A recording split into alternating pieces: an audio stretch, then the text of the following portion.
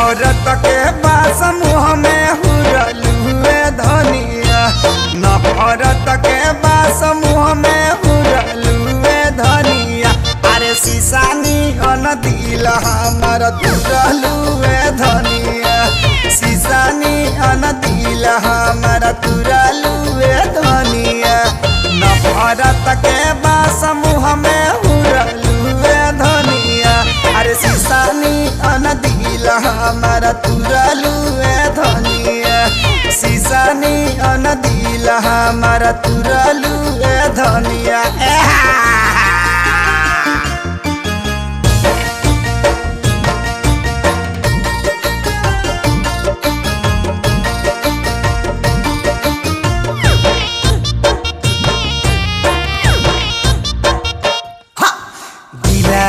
बेचारा के खेलाना बनैलू, सारा आरामान हमारा लात लातियलू।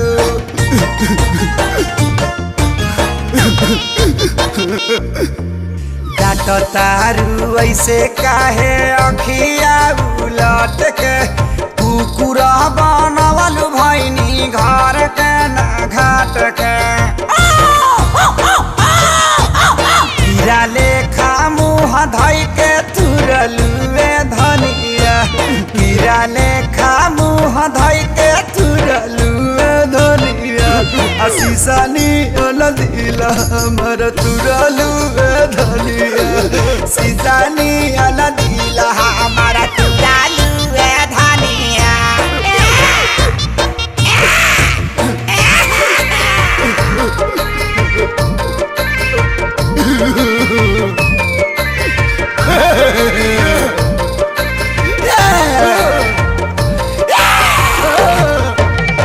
जानी की तोहा के बियाही के ले आई, हर साल लइका पलैका जनमाई।